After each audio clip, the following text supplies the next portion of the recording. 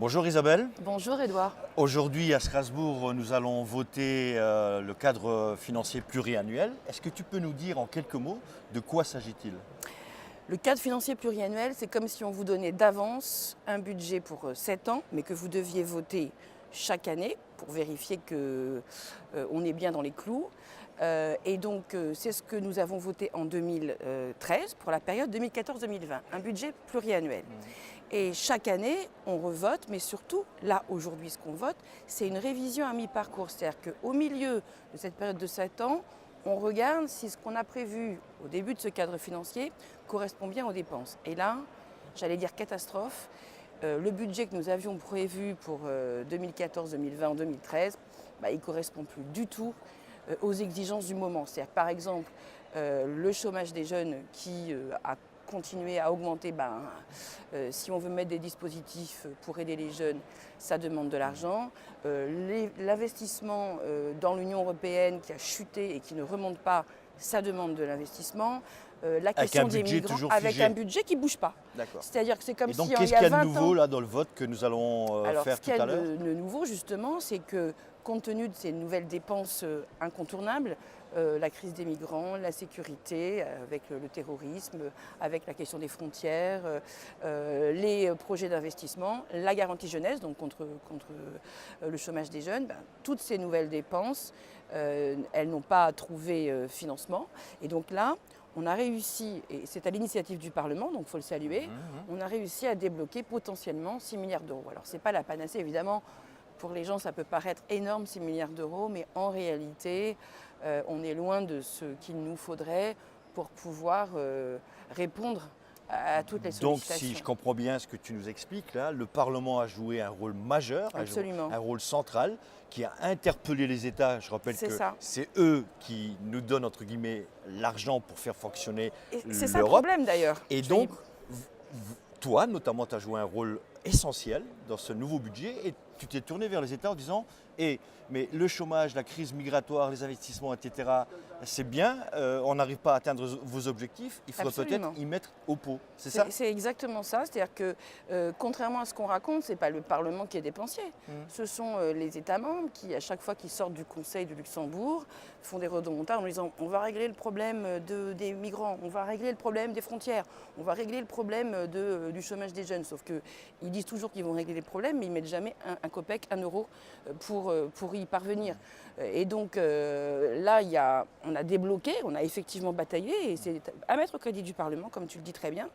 Il y avait un petit article qu'on avait réussi à passer au début du premier cadre financier pluriannuel en 2013, qui disait à mi-parcours, on pourra réviser. Quand on a commencé à parler ici de la révision, tout le monde rigolait en disant vous n'y arriverez pas, le Conseil ne débloquera pas un euro, etc. Et c'est très important ce que tu dis sur le fait qu'effectivement, ce sont les États membres qui mettent au pot. Ça peut paraître une évidence, mais ça ne l'a pas toujours été.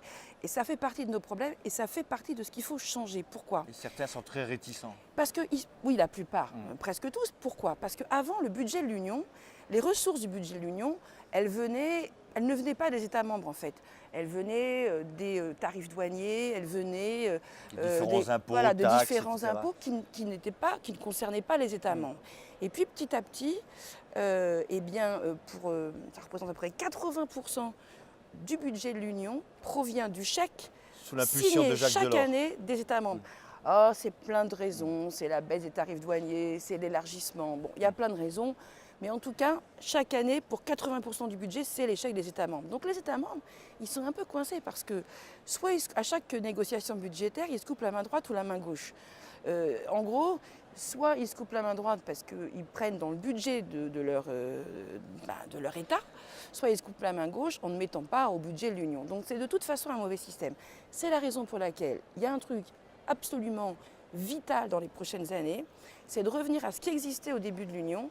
C'était un budget constitué de ressources propres. C'est-à-dire qu'il n'avait rien à voir avec les États membres, parce que sinon, ils sont dans une situation schizophrénique. Il serait important, Isabelle, que tu dises 2-3 exemples, parce que beaucoup de citoyens se demandent à quoi sert cet argent, est-ce qu'il est bien utilisé, mal utilisé. Tu l'as dit, ça va aider surtout à relancer la dynamique d'emploi pour les jeunes. C'est ça. C'est de mieux protéger nos frontières extérieures, entre autres, mieux prendre en compte la crise migratoire, les réfugiés, etc. Oui.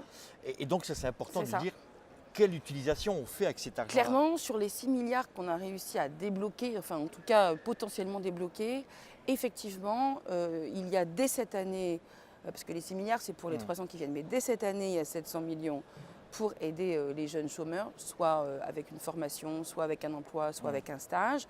Il y a clairement une grosse partie, plus d'1 milliard sur les 3 ans qui ira effectivement aux frontières, aux gardes-côtes, aux gardes-frontières, qui ira aussi à l'accueil des migrants dans les pays qui accueillent des migrants, puisque malheureusement tout le monde ne le fait pas, mais donc qui contribuera à la solidarité. Il y aura aussi justement le financement des fonds de solidarité, puisqu'on est en train de travailler sur un fonds de solidarité pour le développement en Afrique, et puis le fonds d'investissement dit plan Juncker sur l'investissement qui permet, Donc, qui essaye l'argent qui est de injecté relancer l'économie. à bon escient dans une Absolument. Europe qui a du mal à décoller sur le plan économique. Et pour ceux qui disent que l'Europe coûte cher, il serait aussi bon de rappeler combien représente du PIB le budget européen? 1%. 1%. Quand Donc, voilà. on On nous compare, demande de tout faire avec exactement. 1% du PIB. Quand on compare souvent avec les États-Unis, parce qu'on pourrait dire que, certes c'est un système fédéral, mais c'est à peu près de même ampleur, de même Acabit, force, hein. on va dire. Pour le budget fédéral américain, ça représente 22% du PIB, donc on voit qu'il y a un petit gap. Et donc oui, effectivement, c'est un tout petit budget, ridicule, sous-dimensionné, on l'a bien vu.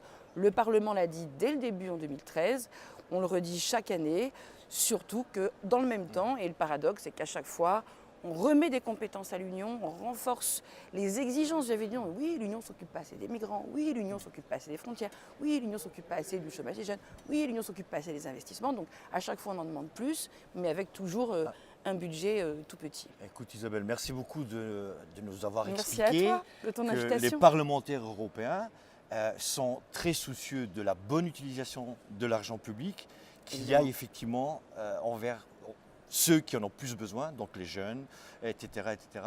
Et donc merci d'avoir avoir été pédagogue et surtout merci pour le combat que tu as mené avec d'autres et que tu as su gagner. Merci beaucoup. mais ce n'est qu'un premier combat et beaucoup d'autres nous attendent À très sur les bientôt. questions budgétaires. Merci Isabelle.